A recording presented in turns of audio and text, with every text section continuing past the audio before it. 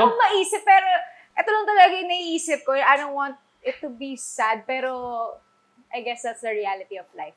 Siguro when my biological dad left, syempre, lahat ng friends ko parang complete family, ganyan. Tapos, nakita ko for a while yung pinagdaanan ng mom ko. Tapos parang as a child, parang, ano ba to? Bakit ganito yung nangyayari sa amin? Bakit yung ibang bata, parang ang dali-dali ng buhay nila?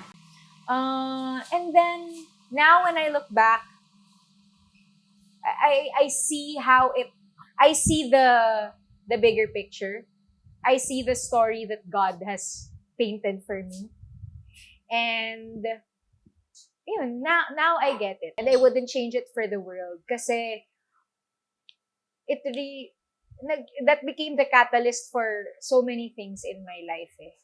Na, ayun, ang daming nag-grow sa akin personally.